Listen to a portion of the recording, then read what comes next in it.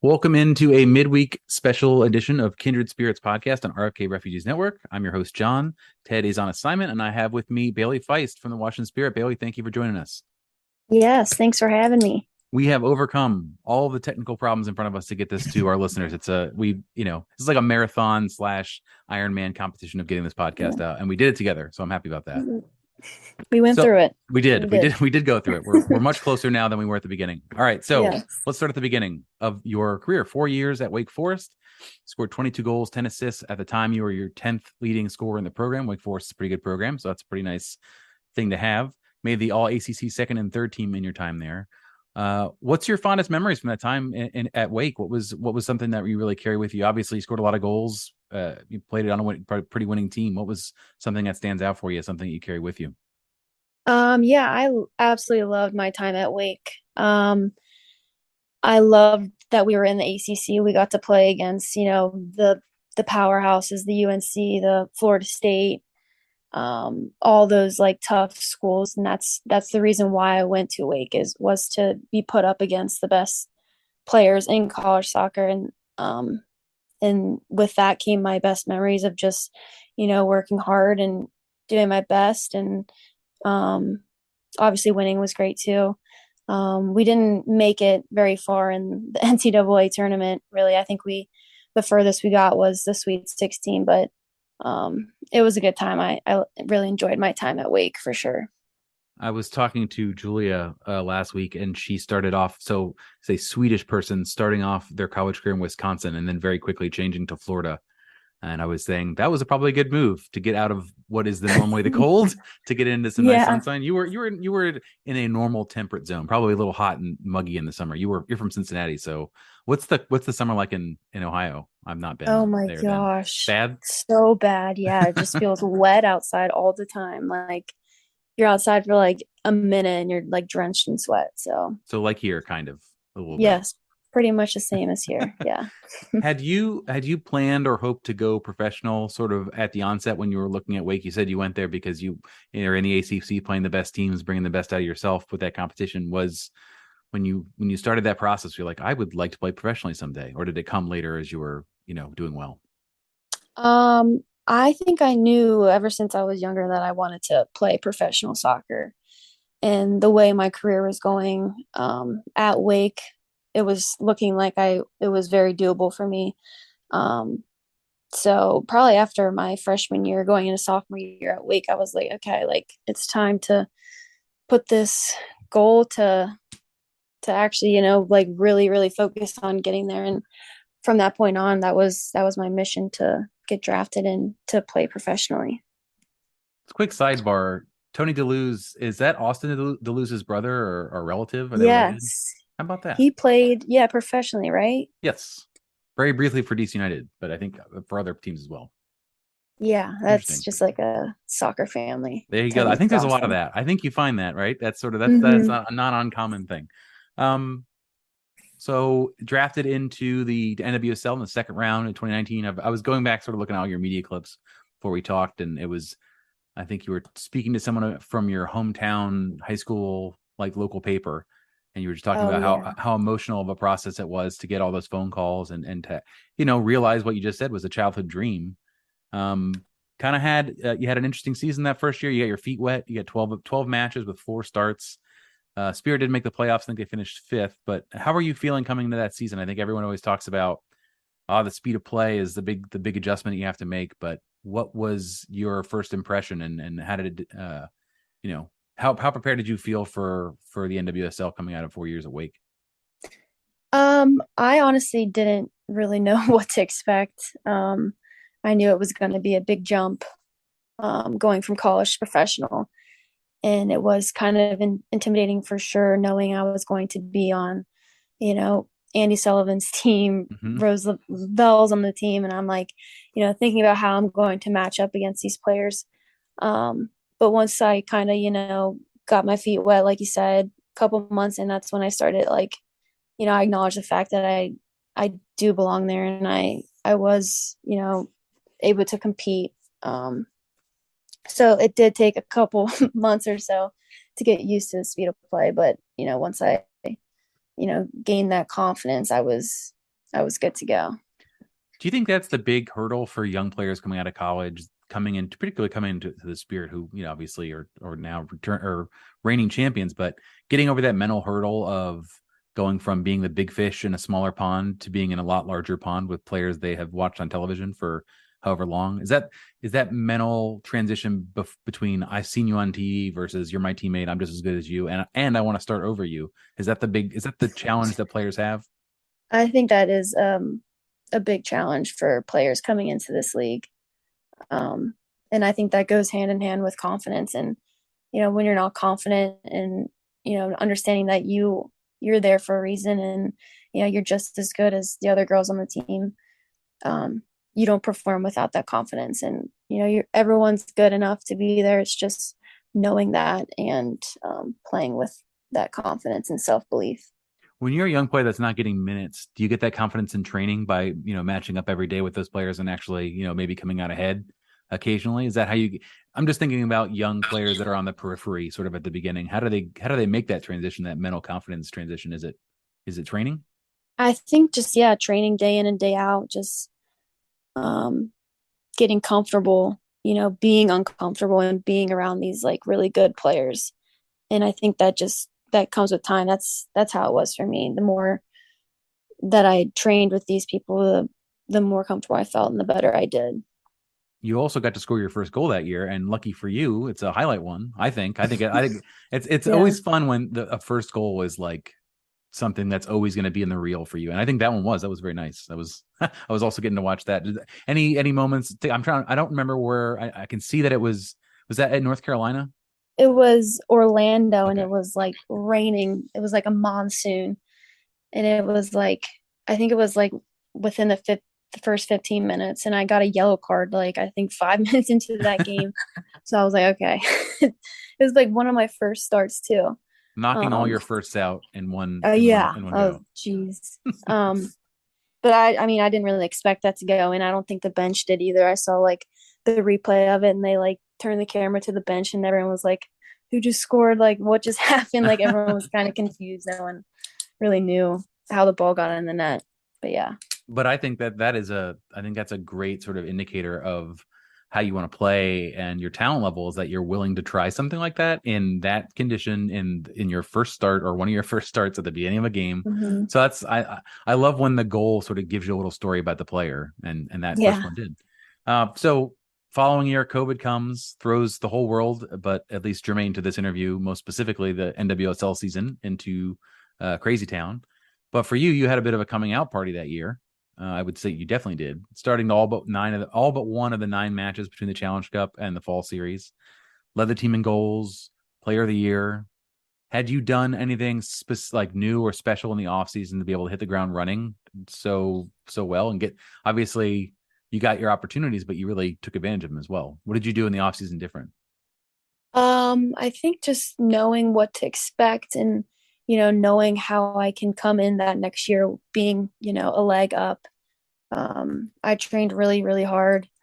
I knew what the coaches wanted from me, and I got really fit. I lifted a lot, played a lot of small sided with my friends back at home, and just like really stayed committed to wanting to come back and being like a starter and being player of the year. Like that was my goal going into that second year. Yeah, you really from our viewpoint and also from Richie's comments at the time, you were really running the offense for the most part of the Challenge Cup. It was sort of going through you. Did you feel an increased responsibility to sort of shoulder that load, even as a very young player, a player that had to that point appeared in 12 matches? Like you got the keys to the car at that point. Was that Yeah. was that the feeling were you looking for that, or did it feel like a little bit of a weight too? No, I mean, as a player, I think you like that. I mean, I like that pressure, and I like, you know, being able to contribute to my team in any way that I can. And, you know, I think that's everyone's goal. So I mean, I didn't feel the pressure, um, but I knew I did need to produce because I was one of the, main attackers on the team. And I will also pull out another interview you did around the time. Apparently, you also started napping a lot during the Challenge Cup. Has that remained part of your game day routine, or is that more like I'm in this hotel all the time, and I can only drink so much coffee from the whoever brought the espresso machine. I'm forgetting the tale now. It wasn't that Yeah. long ago, but it was fabled. Is that part of your routine now, or is that just a bubble special? Yeah, that was just a bubble special. I am not a big napper at all. I think it was just we were locked in that hotel. Like you couldn't leave. I don't even think we're allowed going on walks because we would get fined. Jeez. Like that's when COVID was so serious and like you got caught outside, you were in trouble. So I was like, okay, well, there's really nothing else to do besides nap and eat, drink coffee. So I did end up napping a lot during that month in Utah. For One of sure. those three, good for your performance. Yeah. So that's the one to pick, I guess. Yeah. So 2021 preseason comes around. You're playing the last preseason match of the year. I guess it was the Challenge Cup match against Gotham at Audi Field, and you got hurt on a pretty innocuous play. I remember, I think I was covering it. Can you walk us through what happened? I'm trying to remember. You were on the Yeah. near sideline, I think, towards the media, towards the press box, I think. Yeah. It was early in that game. I think I it was in the middle of the field the first time I went down. It was like I felt my knee buckle a little. It wasn't contact. It was just kind of like, Mm-hmm. oh, that felt weird. And then I played on it for a bit. I knew something was wrong. My knee was twitching. Didn't feel stable at all. And then I kept going. And then over by Gotham's bench was like, I cut really hard, like one last time, tried to go the other way and kind of just like face planted.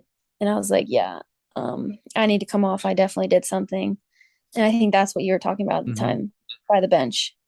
Yeah, and I ended up tearing my ACL last preseason game before the year started, which was a huge bummer. Was this your first major injury in your playing career? Yeah, this was yeah, first major injury.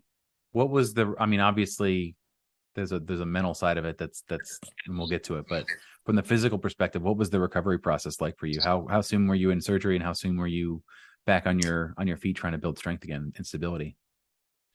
Um, so I found out like a couple days after that happened, and then I decided to go home for the surgery. It was like all in that same week, and recovery process wasn't always, steady. You have good days and bad days, and Mm-hmm. I did have some minor setbacks just with, getting my strength back, and my quad strength was probably the last thing to come. So that was kind of frustrating. But it took me 9 months to get back, Mm. longer than I expected. Um, but yeah, The windows usually say like 6 to 9 months. I feel like is always the guideline they give when an injury is down. So it definitely was a little bit longer than you'd like for sure. yeah, I know myself and Jason Anderson were predicting sort of repeat player of the year performance from you just from watching you in the previous year and in the preseason. And I know Richie was singing your praises all in every sort of media availability. You were the player he was talking about most, and looking to try to incorporate all the new draftees with you in the midfield. Aside from the physical pain and sort of the uneven rehab process and setbacks, how much of a mental challenge was it for you to hit that hurdle right as it looked like you were going to get a full season running off the back of that pretty dominant, player of the year previous season? yeah. That that was probably the most devastating thing, knowing how well I was playing and where I was heading, and then to be that high up in my career, and then just to be totally knocked down to the bottom was the most mentally challenging probably thing I've ever gone through. But it's now something to strive for. It's now what I'm trying still to get back to, and I think that's definitely close. It's not there yet, but I'm definitely striving to get back to that spot I was at. Did you talk to any of your teammates? I know that Ashley Hatch is really big into like sports psychology and like mental performance stuff, and I'm sure she's not the only one on the team. And Mm-hmm. I mean, I know also you wanted probably some physical space and mental space for that, but were you able to sort of pull in on any of those teammates to help you get through that real, mental? It's sort of a catastrophe from a mental perspective, just It is, overcoming that yeah. mental trauma of expectations versus reality. Were you able to find any solace in your teammates? Yeah, my teammates were awesome. They were really comforting and constantly asking me, what they can do or giving me advice, people that have been through it. Cause like we said, like it was my first injury ever. So Hmm. it was nice having, everyone backing you. And I went home for a bit too. So I had my family at home, but it's just, I don't think people realize like how mentally draining it is, even more than physically. It's crazy. I learned a Sort of lot going through that. Yeah. related to that too. Like you missed a lot of craziness surrounding the team, quite obviously, because you weren't physically there for it. But how plugged in were you to what was going on? Obviously, you were communicating with them about your injury and other things too. But like, how close were you with the team as they were going through one of the wildest off the field seasons, probably definitely in NWSL history? Magic Jack maybe competes a little bit, but like it's up there. Were you plugged into all Yeah. the things that were going on? Yeah, I mean, I thought I was going through a lot, and I was hearing all this stuff that was going on back at the team. I'm like, oh my God, you guys have it just as bad as I do. Yeah, that was a wild year, just like with how much change there was, the turnover, not knowing who's going to show up the next day. Mm-hmm. It's like this person fired, stuff coming out in the media. Um, I'm yeah, waiting I for the book on that. I'm waiting for someone I to with good know. access to write the book on that because I think it's gonna sell well. I think Molly from the Washington Post is probably the best, probably the best one to do it Yeah. considering she broke everything. Um, I noticed you at some of the late season games. I think I saw you at one at Segra. Um, was it hard for you to be away from the team as they were succeeding so well, particularly with you going through your own mental stuff about this going to be your year and then it wasn't? Was it hard for you to see the success away from you? No, I was rooting for them from afar. I was really proud of them. I wanted them, all this stuff going on. I thought it was so cool that they just, came together and blocked everything out. So I was rooting for them from afar. I went to the championship game, obviously, and got to celebrate with them. So no, I enjoyed all of that. That was so fun to watch. That is magnanimous. That is the best. I mean, it's good to not be bitter about it. Like it's hard. It's Yeah. hard. I'm sure somewhere, it's, but you put your best foot forward on that. So 2022, kind of I would say a bit of an unlucky year so far for the Spirit. Crazy schedule, draws that should have been wins, losses that should have been draws, and a winless streak that was probably, I would say, is equally improbable of the no losing streak last year. Both of them don't really make sense to me, in the mathematical possibility of it. I agree. Yeah. As you sit here, sort of past the midpoint of the season, what are your sort of overwhelming thoughts about how it's gone, why it's gone that way, how you're feeling about yourself? Yeah. I mean, at this point, um, we just need to start stacking the points up. I mean, it's been crazy to look back and think that we haven't won a game since May 1st, our home Mhm. opener. And we've been so close, like you said, in certain games, like the last couple minutes of the game, and Orlando comes back and ties the game. So there are definitely some games that stick out in my head to where I'm like, wow, that definitely should have been a win. But yeah, I think we're playing good soccer. We just aren't finishing our chances, and we've been letting in some, easy goals that we're all not very proud of. Um, but I think Louisville this Friday is going to change things around, and once we get this win, I think they'll all start coming through for Yeah, sure. I hope that's the case. It's a hard. It was. I remember looking at the schedule in the beginning of the year when we started with a win and a bunch of draws, and I was like, I'm not gonna get worried about this. This is Yeah. there. There's just no there, and the weird part about the NWSL is that the teams that you assume to be at the bottom are in the middle. The teams that are at the bottom you expect to be higher. Hmm. There's such a continual churn in expectations of these teams that it's really hard to look at the schedule and be like, all right, that's a win, that's a draw. Like, there's no way to know. You got to be It evaluating it is. on the Yeah. week. It's crazy. On the bright side, though, you're healthy, you're playing again. How are you feeling when you're out of surgery physically? Yeah, just the big thing for me is now just to stay healthy. Mm-hmm. And um I think I'm not where I was, 2 years ago, and I'm working towards that for sure. Um, but yeah, just keep showing up day in and day out, and I think it's coming for me, and just staying positive and contributing to the team and whatever I'm asked of.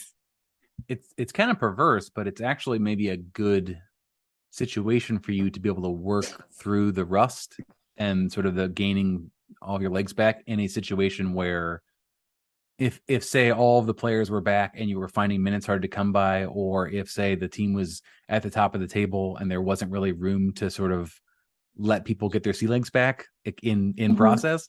So I guess that's, I mean, in one way that's been good. The absences have allowed you to really work your way through it and sort of, you know, get the rust off in the games versus, you know, spot starts or, you know, Yeah. substitution appearances. You've gotten the minutes. So that's positive, I Yeah. suppose. Has it No, been a yeah, I see that as a positive. Yeah. has it been a challenge to establish a groove with a lineup that is constantly in flux, particularly in the attack? I feel like you if you I haven't done the math. I'm sure Jason Anderson has it in his notebook, but like as far as the number of different lineups that Chris has put together, you have had lots of different people both beside you and in front of you throughout the season.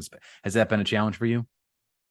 Yeah, I feel like our team is so competitive and we have so many good players that it's hard to have like a steady lineup because, people show up, every single day and Chris has a lot of hard decisions to make. We have a lot of good attackers on our team.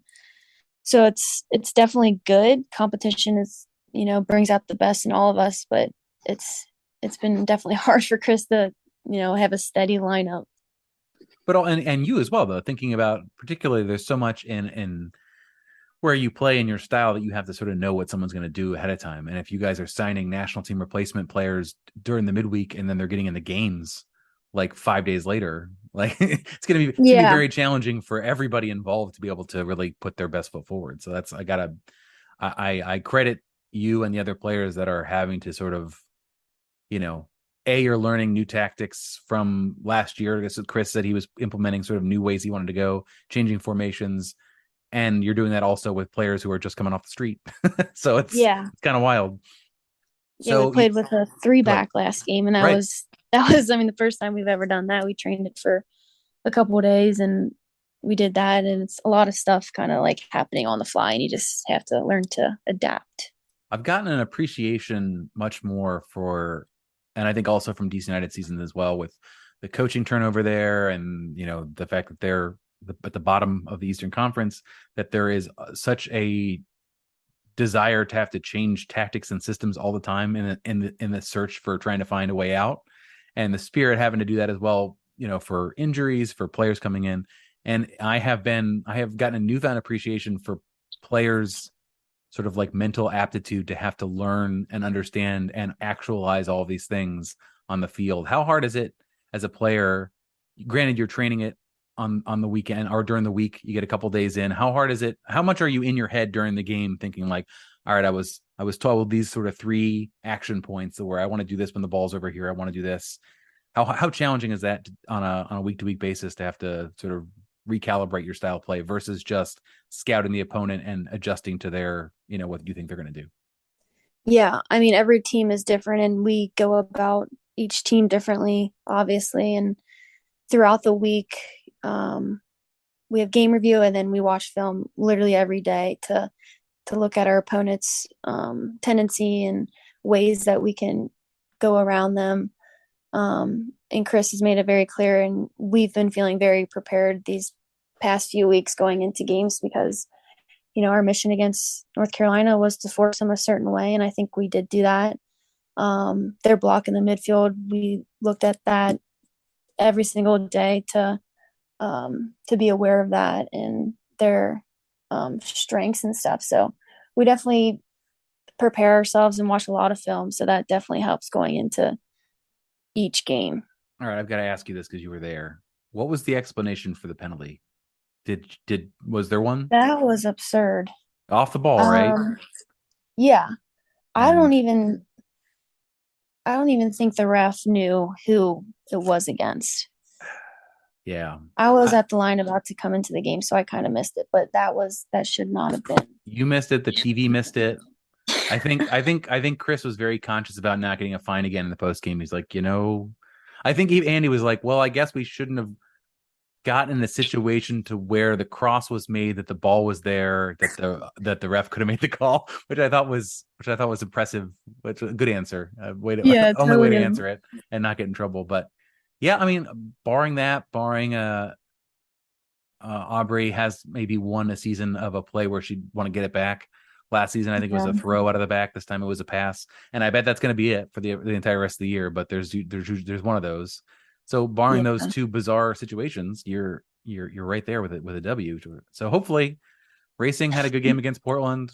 I'm sure you, having done film study now, you saw the goal that Racing scored on the end line, which was just bananas. So they're not yeah. It they're was they're crazy. they're improving. They're not the team they were at the beginning of their expansion season. So it's good luck. It's a good matchup. It's a one, Yeah. obviously both teams really want to win. Um, I have some questions from our listeners real quick, and that will be it. I want to thank you for taking the time and for bearing with me through all of the travails. Of course. Doug Reyes Saran, who is the basically, if there's ever a Spirit fan that's being taken a picture of on national television, it's him. He's usually the one in the back of the Spirit Squadron. He wants to know your thoughts on returning to Audi Field for this last stretch towards the playoff push. I'm assuming the subtext there is Audi versus the other field that you have to play at, the field that will Segra. not be named. Are you excited about being back on natural grass in DC? Yeah, we love playing at Audi. The fan base there is awesome, and anytime we're on that grass, we're happy, and just being able to avoid Segra is definitely a plus. So we're very excited to get back and to play in front of our fans at Audi. There was an infographic that just came up before we were recording that was showing average attendance per team and sort of by location. Segra, if you can believe it, it's at the very bottom of any stadium in the entire league. So hoping the decision makers, the powers that be, really have a chance to take a look at that and figure out how we improve that for 2023. And last question from one of our Patreon, RJR asks, he wants to know the changes that you've witnessed in the league or at the team level in your time that you've been here, and then also so what you've been happy to see. So what improvements have been made that you're really glad that have happened, and also what needs additional work still. Yeah, I think every year for me has been different. My 4 years at Spirit, every single year was different than the next. And I think within the league, I think we've made a lot of progress, just making changes and putting people in the right position to lead and to coach. So I think in that aspect, I think the league is doing well there, and obviously with the CBA protecting the players has been a major plus to everything. So I think the NWSL is heading in the right direction. It's just going to take a little bit more time to show. Mm-hmm. Did you guys? There was an article that came out yesterday that I don't have a subscription to have read because I think it's $75 a month for that particular magazine or newspaper. The Voyager sponsorship. Can you tell me? Did they give everyone a wallet? Did everyone get a certain amount of crypto just to do with what they wanted, or was there something else what was the nature of that as far as you know for what you guys got? Yeah, so I'm not like big into crypto, but I did sign up for Voyager because they said that they would give us free crypto. Mm-hmm. And so we all signed up. We're all excited, to put it where we want to, what we want to do with it. And then an email comes out that they went bankrupt, and we're all like, Yes. what the heck happened here? So that was a I thing too in got that itself. email. I also got that email. So I know that feel. I was I was just so curious because they didn't really sort of talk about the specifics of it, or they probably did behind the paywall. But yeah, just a bummer. Yeah. I compared it on Twitter yesterday, basically being like, imagine at your work you got an HSA that they said you could get as a benefit where you could pay for your medical expenses, and then in the middle of the year they wrote you an email saying, actually you don't. That doesn't exist. That never that never happened. You don't have that benefit. So yeah, that's a bummer. I hope they Yeah, that can. was. I'm standing with you in the line of creditors to hopefully we can get some of that money back. But if not, I hope maybe the league can help you guys out. Anyway, Bayley, thank you so much for taking the time and talking to us. Where can people find you on the internet? I know you have an Instagram page. Yeah, Instagram, Twitter, I think it's at Bays Feist 11 for both of those. And you can also find her on the field almost every game this entire season. So hopefully, Racing Louisville is a victory, and we see a run, basically Yeah, the exact opposite of the run that the team has been on so far this year. We'll do I the hope other so side of that. too. Yeah. Bailey, thank you so much, and listeners, thank you for tuning in. If you are hearing this now on Wednesday, August the 3rd, that means you're a Patreon subscriber and you get this 5 days before everybody else.